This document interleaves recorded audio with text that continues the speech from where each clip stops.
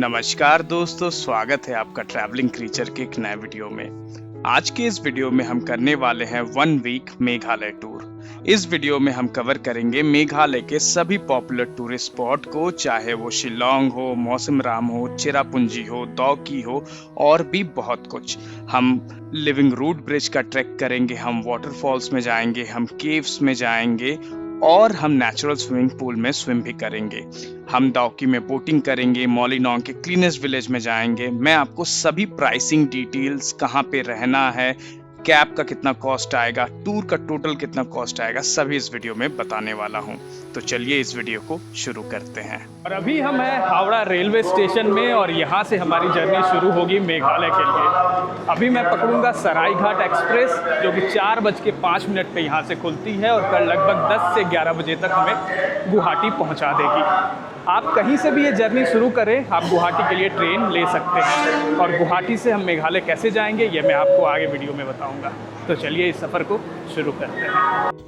आप अपनी जर्नी कहीं से भी शुरू करें, चाहे वो दिल्ली हो, मुंबई हो, चेन्नई हो या फिर कहीं से भी, आपको सबसे पहले गुवाहाटी पहुंचना है। चाहे आप रेल से पहुंचे या फिर एयर से पहुंचे, यहीं से आपकी मेघालय की जर्नी शुरू होगी।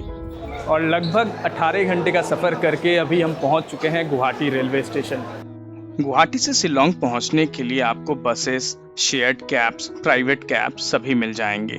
बसेस दोपहर 12 बजे तक ही मिलते हैं और नॉन एसी बसेस के प्राइसेस हैं 200 रुपीज़, एसी बस के प्राइसेस हैं 500 रुपीज़। शेयर्ड कैब्स के प्राइसेस है 500 रुपीज़, शेयर्ड सूमो के प्राइस है 300 रुपीज़ और अगर आप एक डिज़ायर कैब रिजर्व करते हैं तो लगभग 2000 रुपये आपको देना पड़ेगा। रास्ते में आपको उमियाम लेक भी देखने मिलेगा, जो कि एक मैन मेड लेक है। यहाँ पे आप कुछ समय स्पेंड कर सकते हैं, कुछ तस्वीरें क्लिक कर सकते हैं। अगर आपके हाथ में समय है और अगर आप अपने कैब वाले से बात कर सकते हैं तो आप नीचे जाके यहाँ पे बोटिंग भी कर सकते हैं। बोटिंग करने में भी आपको काफ़ी अच्छा लगेगा, लेकिन हम यहाँ पे केवल हम रुके, व्यू पॉइंट में कुछ तस्वीरें ली और फिर हम शिलोंग की तरफ आगे बढ़ गए।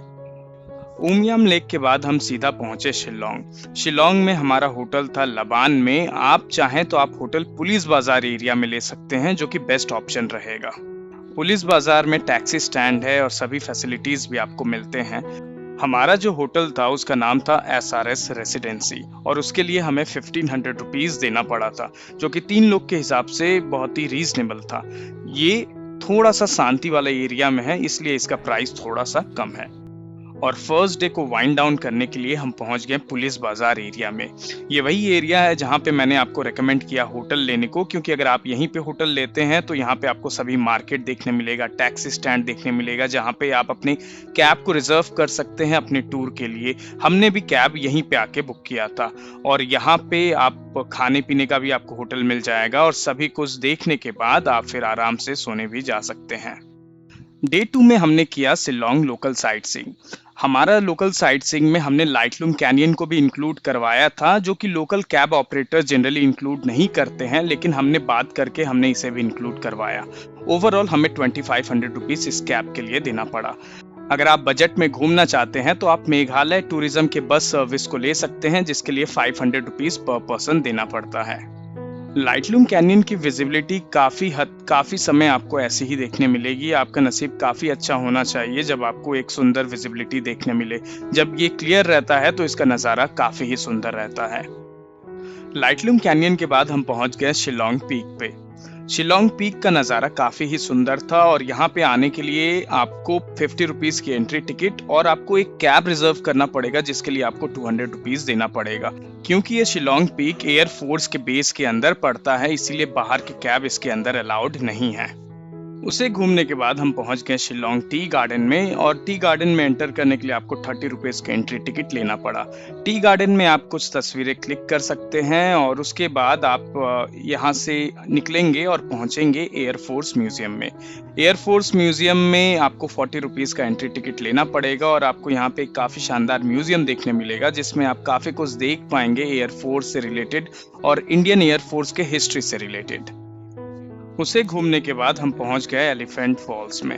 एलिफेंट फॉल्स में पर पर्सन एंट्री 100 रुपीज़ की लगी और वहाँ पे 50 रुपीज़ का पार्किंग भी हमें देना पड़ा। यहाँ पे आपको 3 स्टेप वाटरफॉल देखने मिलता है जो कि काफ़ी ही देखने में सुंदर लगता है। यहाँ पे आप अपने जूते को खोल के आप यहाँ पे पानी में भी उतर सकते हैं।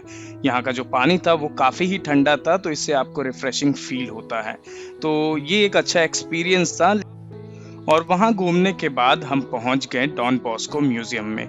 डॉन बॉस्को म्यूज़ियम में भी आपको 100 रुपीज़ का एंट्री टिकट लेना पड़ता है और ये म्यूज़ियम काफ़ी ही बड़ा है, तो यहाँ पे आपको काफ़ी समय लग सकता है। इसके अंदर वीडियो करना अलाउड नहीं है और अंदर अगर आप फ़ोटोज़ भी लेना चाहते हैं तो आपको 100 रुपये की अलग से टिकट लेनी पड़ेगी।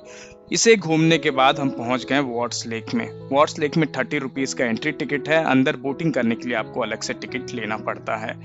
उसके बाद हम पहुंच गए कैथेड्रल चर्च में।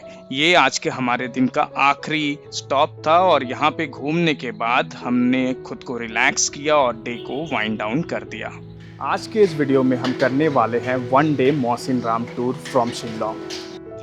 मौसिन राम सर्किट में आपको काफ़ी कुछ देखने मिलता है। आप मॉफलांग सेक्रेट फॉरेस्ट देख पाते हैं, आप मोजिम बुइन केव देख पाते हैं, आप मॉलिंग बना विलेज में वाटर स्पोर्ट्स देख पाते हैं, साथ ही साथ आप स्प्लिट रॉक की तरफ भी जा सकते हैं और हम ये सभी कुछ आज कवर करने वाले हैं। अभी हम कर चुके हैं मॉफलांग सेक्रेट फॉरेस्ट में एंटर। फॉरेस्ट आप इस तरफ देख पा रहे हैं। इसके अंदर की एंट्री चार्जेस मैं आपको बता दूं कि इसके अंदर आपको एक मैंडेटरी लोकल गाइड लेना पड़ेगा। चाहे आपका ग्रुप कितना भी बड़ा हो, 2 जन, 3 जन, 4 जन, 6 जन, 8 जन, आपको एक गाइड लेना पड़ेगा जिसका कॉस्ट है 350 रुपीज़। ये मैंडेटरी है, गाइड के बिना आप फॉरेस्ट के अंदर नहीं जा सकते। आपका 2 व्हीलर है तो आपको 20 रुपीज़ की पार्किंग देनी पड़ेगी, 4 व्हीलर है तो 50 रुपीज़ की पार्किंग देनी पड़ेगी और पर हेड 30 रुपीज़ एंट्री फीस है। तो हम लोग 3 लोग थे तो उसका 90 रुपीज़ पड़ा, गाइड का 350, कैब का चार्जेस, पार्किंग चार्जेस 50, टोटल मिला के 490 रुपये देना पड़ा इस फॉरेस्ट के अंदर जाने के लिए। मेघालय के खासी हिल्स में लोकेटेड है मॉफलांग सेक्रेट ग्रोव यानी कि मॉफलांग सेक्रेट फॉरेस्ट। ये एक ऐसा जंगल है जिसे लोकल खासी ट्राइब्स ने लगभग 800 सालों से प्रोटेक्ट करके रखा है। यह सिर्फ एक फॉरेस्ट नहीं है बल्कि एक सेक्रेट यानी पवित्र जगह मानी जाती है। लोकल बिलीफ के मुताबिक इस जंगल की रक्षा फॉरेस्ट स्पिरिट्स खुद करते हैं और इसी वजह से यहाँ से एक पत्ता, एक पत्थर या एक लकड़ी का टुकड़ा भी आप बाहर नहीं ले जा सकते हैं। मॉफलांग सेक्रेट फॉरेस्ट घूमने के बाद हमने अपनी जर्नी को कंटिन्यू किया। रास्ता में आपको काफ़ी फैंसी रेस्टोरेंट्स देखने नहीं मिलेगा, तो जो भी आपको छोटे मोटे डाइनिंग ऑप्शंस मिलेंगे आप उसमें खाना खा लें और अपनी जर्नी को कंटिन्यू रखें। रास्ते में हमें एक वाटरफॉल भी देखने मिला जहाँ पे हमने कुछ तस्वीरें लीं और फिर हम पहुँच गए मोंजी बुइन केव में। मोंजी बुइन केव में हमें 50 रुपीज़ का एंट्री टिकट देना पड़ा। मोंजी बुइन केव को घूमने के बाद हम वहाँ से निकल गए मॉलिंग बना विलेज की तरफ। मॉलिंग बना विलेज में आपको काफ़ी सारे वाटर स्पोर्ट्स करने मिलेंगे, तो आप उस तरह से प्रिपेयर होके आ सकते हैं। उसके बाद हम पहुंच गए स्प्लिट रॉक में, जो कि एक एडवेंचर ट्रेल है। स्प्लिट रॉक जो कि 2 पहाड़ों के बीच में अर्थक्वेक की वजह से गैप हो गया था, तो उसी के बीच में एक एडवेंचर ट्रेल बनाया गया है। इसे पार करने में 40 to 45 मिनट्स का समय लगता है और इसकी एंट्री टिकट है 100 रुपीज़ पर पर्सन। ये एक बहुत ही अच्छा एक्सपीरियंस था। इसके ऊपर मैंने अलग से डिटेल्ड वीडियो बनाया है, आप चाहें तो चेकआउट कर सकते हैं, लिंक डिस्क्रिप्शन में है। चार्जेस के बारे में मैं आपको बता दूं कि इस दिन के कैब के लिए हमें 3500 रुपीज़ देना पड़ा था। आप अगर बजट ऑप्शन चाहते हैं तो मेघालय टूरिज्म की बस सर्विस चलती है जो कि मॉलिंग बना मौसम राम सर्किट का टूर कराती है और पर पर्सन 1250 रुपीज़ का कॉस्ट पड़ता है। उसके लिंक को मैंने डिस्क्रिप्शन में मेंशन किया है, आप चाहें तो आप उसे चेकआउट कर सकते हैं। स्प्लिट रॉक के बाद हम वापस आ गए अपने होटल, डिनर किया और फिर डे को वाइंड डाउन कर दिया। और वापस होटल आते वक्त रास्ते में खासी फेस्टिवल में खासी डांस भी हमें देखने मिला। वहाँ के इंडिजीनियस पीपल जो कि खासी कल्चर के हैं, उनका ये डांस था, उनका ये फेस्टिवल था और हमने भी रुक के इसका आनंद लिया। और डे 4 की शुरुआत की हमने सुबह 7 बजे और हम निकल गए चेरापूंजी के साइट सीइंग के लिए। ये एक बहुत ही एक्साइटिंग दिन रहता है क्योंकि चेरापूंजी में देखने के लिए काफ़ी ही कुछ है। तो इस दिन के लिए कैब के लिए आपको 3000 रुपीज़ तक देना पड़ सकता है। अगर आप गार्डन ऑफ केव्स भी इंक्लूड कराते हैं, जो कि हमने कराया था, तो वो 3500 का कॉस्ट पड़ जाएगा। आप अगर मेघालय की टूरिज्म बस से जाते हैं तो आपको 1000 रुपीज़ में आप चेरापूंजी साइट सीइंग कर सकते हैं। उसमें गार्डन ऑफ केव्स इंक्लूड नहीं रहता है। तो सबसे पहले जो हमारा स्टॉप था वो था मॉकडॉक वैली व्यू पॉइंट, और वहीं पे हमने ब्रेकफास्ट भी किया। रेट्स काफ़ी रीजनेबल थे। मॉकडॉक वैली व्यू पॉइंट देखने के बाद हम निकल गए। रास्ते में एक आध और व्यू पॉइंट पड़ा, फिर हम पहुंच गए वकाबा फॉल्स में। वकाबा फॉल्स में आपको 30 रुपीज़ का एंट्री टिकट लेना पड़ता है, और यहाँ पे आपको एक शानदार वाटरफॉल देखना पड़ता है। लेकिन इसके लिए आपको काफ़ी नीचे भी उतरना पड़ता है, तो इस बात का आप ध्यान ज़रूर रखें। नीचे उतरने के बाद आपको वापस ऊपर आना पड़ेगा, और उसमें आपकी सांस थोड़ी सी फूल ज़रूर सकती है। इसे घूमने के बाद हम पहुँच गए गार्डन ऑफ केव्स में। गार्डन ऑफ केव्स सब कैब वाले इंक्लूड नहीं करते हैं अपने चेरापूंजी के साइट सीइंग में, तो आप पहले ही बात कर लें और आप इसमें ज़रूर आएँ, क्योंकि ये बहुत ही सुंदर है। इसके ऊपर मैंने एक अलग से डिटेल्ड वीडियो बनाया हुआ है, आप उस वीडियो को चेकआउट कर सकते हैं। तब आपको पता चलेगा कि इसमें 11 स्पॉट्स हैं, और उन 11 स्पॉट्स को घूमने में आपको आराम से 4-5 घंटे का समय लग जाएगा। लेकिन अगर आप चेरापूंजी के 1 डे साइट सीइंग में ही इसे घूम रहे हैं तो 2 घंटे से ज़्यादा समय देना सही नहीं रहेगा। मैंने यहाँ पे स्विम भी किया नेचुरल पूल में, और वो एक्सपीरियंस काफ़ी ही लाजवाब था। उसके बाद हम अपनी जर्नी को कंटिन्यू करते हुए हम पहुंच गए मौसमाई केव में। मौसमाई केव में भी हमें एंट्री टिकट लेना पड़ा, जो कि लगभग 40 से 50 रुपए पर पर्सन का था। और उसके अंदर हम केव्स में गए, और केव में हमें काफ़ी बैठ के, उठ के, क्लाइंब करके पार करना पड़ा, जो कि काफ़ी अच्छा था। ये बहुत ज़्यादा डिफिकल्ट लेवल का नहीं था, ईजी लेवल का ही केव था, लेकिन एक्सपीरियंस के हिसाब से काफ़ी अच्छा था। मौसमाई केव घूमने के बाद हम वहाँ से निकले और पहुँच गए 7 सिस्टर्स फॉल्स में। वेदर के वजह से काफ़ी बादल थे, इसलिए जो विजिबिलिटी थी वो बहुत ज़्यादा क्लियर नहीं थी, लेकिन नेकेड आई से फिर भी हमें काफ़ी कुछ देखने मिल रहा था। हमने 7 सिस्टर फॉल को देखा, और फिर हम पहुँच गए बगल में स्थित इको पार्क में। इको पार्क में भी आप एक वाटरफॉल को ओरिजिनेट होते हुए देख पाएंगे, और इको पार्क भी वाइंड डाउन करने के लिए, कुछ समय बिताने के लिए अच्छा जगह है। उसके बाद हमने वहीं पे लंच कर लिया, और फिर हम पहुंच गए नो कालिकाई फॉल्स में। ये लार्जेस्ट अनब्रोकन वाटरफॉल है भारत का, और उस फॉल के बाद हम पहुंच गए रामकृष्ण म्यूजियम में। म्यूजियम बंद हो गया था, लेकिन हम रामकृष्ण मंदिर में आए और कुछ समय बिताए। और उसके बाद आप चाहें तो आप वापस से शिलोंग जा सकते हैं, लेकिन हम चेरापूंजी के ही एक आउटर विलेज में एक होम स्टे में हमने स्टे किया, क्योंकि अगले दिन हमें जाना था नोंगरियाट के double decker living root bridge का ट्रेक करने के लिए, जो कि यहाँ से नज़दीक पड़ता है। और 5वें दिन हम निकल चलते हैं नोंगरियाट के double decker living root bridge का ट्रैक करने के लिए। इसके लिए आपको टीरना विलेज पहुंचना पड़ेगा, जो कि चेरापूंजी से लगभग 8 से 12 किलोमीटर की दूरी पे है। हमारे होम स्टे से ये 8 किलोमीटर की दूरी पे था। और मैं आपको बता दूं कि जो कैब कॉस्ट पड़ती है चेरापूंजी से यहाँ तक आने के लिए, आपको ड्रॉप करने के लिए, वेट करने के लिए और वापस आपको ले जाने के लिए, वो है 1500 रुपीज़। ये देखिए, यहाँ से हमें वाटरफॉल्स दिखाई दे रहा है। काफ़ी सारे वाटरफॉल्स हम देख पा रहे हैं। सामने के पहाड़ में भी हैं, इस बगल वाले पहाड़ में भी हैं। ये ट्रैक में आपको जो नज़ारे देखने मिलेंगे वो काफ़ी ही खूबसूरत रहेंगे। इस ट्रैक करते वक्त आप अपने पास पानी और खाने के कुछ सामान रख सकते हैं, क्योंकि ट्रैक में आप टायर्ड हो जाएंगे और आपको उन चीज़ों की ज़रूरत पड़ेगी। जो लेफ़्ट है ये डबल डेकर के लिए ट्रैक है, और ये जो राइट है ये सिर्फ 3 मिनट ओनली जो लिखा हुआ ये है longest single decker bridge. Double decker जाने के पहले हम सिंगल डेकर ब्रिज पे भी गए, जिसके लिए हमें 30 रुपीज़ की टिकट लेनी पड़ी। सिंगल डेकर ब्रिज पे भी आप अगर आप पूरा ट्रैक नहीं कर सकते हैं तो काफ़ी लोग हाफ ट्रैक करते हैं, सिंगल डेकर ब्रिज तक ही आते हैं, इसे एक्सपीरियंस करते हैं और लौट जाते हैं। और आपको भी अगर दिक्कत है तो आप ये कर सकते हैं। लेकिन हम सिंगल डेकर ब्रिज घूमने के बाद हम डबल डेकर ब्रिज तक भी गए, और रास्ते में आपको कुछ मैन मेड ब्रिजेस भी देखने मिलेंगे, और उन ब्रिजेस से भी आपको जो नज़ारा देखने मिलेगा, जैसा कि आप अभी स्क्रीन पे देख पा रहे हैं, वो काफ़ी ही सुंदर रहता है। ओवरऑल जो ये एक्सपीरियंस था वो काफ़ी ही टायरिंग था और काफ़ी ही मज़ेदार था। जब हम डबल डेकर ब्रिज के पास गए तो हमें 50 रुपीज़ की एंट्री टिकट लेनी पड़ी।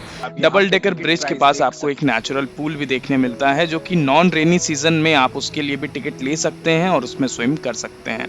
लेकिन रेनी सीजन में पानी का जो फ्लो का स्पीड रहता है वो काफ़ी तेज़ रहता है, इसीलिए रेनी सीज़न में स्विमिंग अलाउड नहीं रहती है और आप उसमें स्विम नहीं कर पाते हैं। अगर आप में एनर्जी बचा है तो आप लगभग 1 घंटे का और ट्रैक करके आप रेनबो फॉल्स तक भी जा सकते हैं, लेकिन उसके लिए काफ़ी ट्रैक करना पड़ता है। और अब ये घूमने के बाद अब हम डायरेक्ट चलेंगे अपने मॉलिनॉन्ग में, जहाँ पे हमने एक होम स्टे बुक किया है, ओडेसी स्टेज। चलिए अब चलते हैं डायरेक्ट और मिलते हैं वहीं पे। और Nongriat double decker living root bridge का ट्रैक करने के बाद हम निकल गए मॉलिनॉन्ग की तरफ।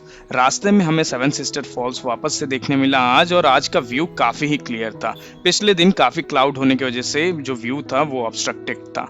आप चाहें तो आप इस ट्रैक के बाद आप चेरापूंजी में ही स्टे कर सकते हैं अगर आप ज़्यादा टायर्ड हैं तो, लेकिन हम डे वेस्ट नहीं करना चाहते थे, इसलिए हम निकल गए मॉलिनॉन्ग की तरफ। यह है इंडिया बांग्लादेश का बॉर्डर, और रास्ते में हमें काफ़ी सुंदर सुंदर नज़ारे देखने मिले और फिर हम पहुंच गए फाइनली मॉलिनॉन्ग। और डे 5 के एंड होते होते तक हम मॉलिनॉन्ग विलेज में पहुंच गए। यहाँ पे हमने एक होम स्टे लिया जिसके लिए हमें 1600 रुपीज़ देना पड़ा। और डे 6 में हम मॉलिनॉन्ग, दौकी और उस सर्किट में जितने भी चीज़ें हैं उनका टूर करने वाले हैं। तो सबसे पहले सुबह हम उठ गए और ऑन फुट हमने मॉलिनॉन्ग विलेज को एक्सप्लोर किया। ये एशिया का क्लीनेस्ट विलेज है और इसे क्लीन रखने के लिए यहाँ के लोकल्स काफ़ी साफ सफाई का ध्यान देते हैं, जिसे देख के हमें भी काफ़ी अच्छा लगा। उसके बाद हमने एक ट्री हाउस देखा जिसके लिए हमें 20 रुपीज़ देना पड़ा इस ट्री हाउस में उठने के लिए। मैं आपको ये भी बता दें कि मॉलिनॉन्ग विलेज में एंटर करते वक्त आपसे 100 रुपीज़ लिया जाएगा, नॉट पर पर्सन बट पर कैब। तो कैब में 3 लोग हैं और कैब का टोटल आपसे 100 रुपीज़ लिया जाएगा। उसके बाद हमने ये ट्री हाउस घूमा। ट्री हाउस में अच्छा समय हमने स्पेंड किया। यहाँ पे आपको खाने के लिए ऑप्शंस मिल जाएंगे, वेज नॉन वेज दोनों। उसके बाद हम वहाँ से निकले और हम पहुँचे रिवाई विलेज के लिविंग रूट ब्रिज में। यहाँ पे केवल 5 मिनट का ही ट्रैक करके हमें लिविंग रूट ब्रिज देखने मिल गया। तो ये बहुत ज़्यादा ही एक्सटेंसिव ट्रैक नहीं है, तो और जो लोग मॉलिनॉन्ग आ रहे हैं वो यहाँ पे भी आके इस लिविंग रूट ब्रिज को देख सकते हैं। यहाँ से आगे और भी ट्रैक है, आपको और भी काफ़ी कुछ देखने मिलेगा, लेकिन हमने यहीं तक ट्रैक किया और फिर अपनी जर्नी को कंटिन्यू कर दी। आगे हमें रास्ते में ये वाटरफॉल बहुत ही तेज है, स्पीड में थे क्योंकि मानसून का समय है, तो ऑब्वियसली वाटरफॉल्स की जो गति है दूर आगे जाने के बाद आती है। और उसके बाद हम पहुंच गए दौकी। चलिए देखते हैं नीचे हमें बोटिंग के लिए कितना चार्ज देना पड़ता है, ताकि मैं आपको उसके भी डिटेल्स बता पाऊँ। बोटिंग करने के लिए आपको एक बोट रिजर्व करना पड़ेगा और बोट के चार्जेस हैं 800 रुपीज़। आप 1 हो, 2 हो, 3 हो, 4 लोग हो, आपको एक बोट रिजर्व करना पड़ेगा, तो 800 रुपये हमें बोट के लिए देने पड़ेंगे। देखिए रेट यहाँ पे लिखा हुआ है 800 पर बोट, और मैक्स कैपेसिटी 3 पीपल, और टोटल टाइम है 45 मिनट्स। इस वीडियो में आप बांग्लादेश को भी देख पा रहे हैं। ये जो बोट चल रहा है जस्ट उसके उस तरफ से सब बांग्लादेश का एरिया है और हम वहाँ पे नहीं जा सकते। और यहाँ पे एक छोटा सा पोस्ट है जिसमें लिखा हुआ है बांग्लादेश, लेकिन बीएसएफ ने वहाँ का वीडियो बनाने से मना किया था, इसलिए हमने उसका वीडियो नहीं लिया। लेकिन इस वीडियो में हम आगे बांग्लादेश बॉर्डर पे भी जाएंगे। आपने उमनगोट रिवर के बारे में सुना होगा कि ये क्रिस्टल क्लियर रिवर है, और ऐसा रहता भी है विंटर के समय। मॉनसून के समय पहाड़ों से सेडिमेंट्स आता है, इसलिए मटमैला हो जाता है, जैसे कि आप अभी वीडियो में देख पा रहे हैं।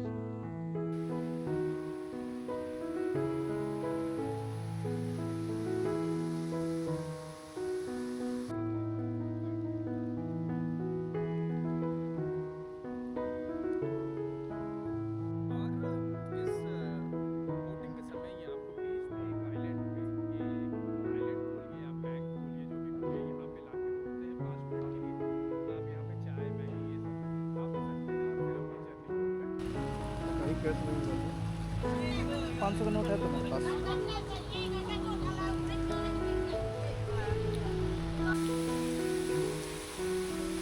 दौकी में बोटिंग करने के बाद हम पहुंच गए थोम्बिल के इंडिया बांग्लादेश बॉर्डर पे। ये अभी हम फिलहाल खड़े हैं 0 पॉइंट पे। ये है इंडिया का बॉर्डर और जस्ट इस तरफ है बांग्लादेश का बॉर्डर। ये है लास्ट पॉइंट, ये है 0 पॉइंट, जस्ट इस पत्थर के उस तरफ बांग्लादेश शुरू। और बांग्लादेश का ये जाफलंग सिलहेट का एरिया। डे 6 के एंड में आप चाहें तो आप दौकी में स्टे कर सकते हैं, या फिर आप चाहें तो आप वापस शिलोंग आके स्टे कर सकते हैं, या फिर आप वापस गुवाहाटी आके भी स्टे कर सकते हैं। ये बेसिकली डिपेंड करता है कि आपके हाथ में कितना समय है। हम पूरा गुवाहाटी तक ही आ गए थे और डे 7 में हम वापस अपने सिटी के लिए रवाना हो जाएंगे। मैंने भी स्लीपर वंदे भारत एक्सप्रेस से मैं वापस कोलकाता आ गया और मेरा जो ये ओवरऑल एक्सपीरियंस था मेघालय का, ये बहुत ही लाजवाब था। ओवरऑल कॉस्ट लगभग पर पर्सन 18K यानी 18,000 रुपीज़ तक पड़ गया। आप अगर मेघालय टूरिज्म का बस लेते हैं तो ये कुछ कम भी हो सकता है। सभी प्राइसिंग डिटेल को मैंने पर डे के हिसाब से आपको ब्रेक डाउन में बता दिया है। अगर आपको और भी कोई डाउट है तो आप डिस्क्रिप्शन में चेक कर सकते हैं। तो ये था हमारा सफ़र इस वीडियो का। मुझे उम्मीद है आपको इस वीडियो में मेरे साथ काफ़ी ही अच्छा लगा होगा। अगर आपको इस वीडियो से रिलेटेड या फिर मेघालय टूरिज़्म से रिलेटेड कोई भी जानकारी चाहिए तो आप कृपया कमेंट करें। आपकी उस कमेंट को मैं ज़रूर चेक करूंगा और आपको सटीक से सटीक जानकारी देने की पूरी कोशिश करूंगा। ऐसे और भी वीडियोस देखने के लिए आप मेरे चैनल को सब्सक्राइब कर सकते हैं। इस वीडियो को देखने के लिए धन्यवाद।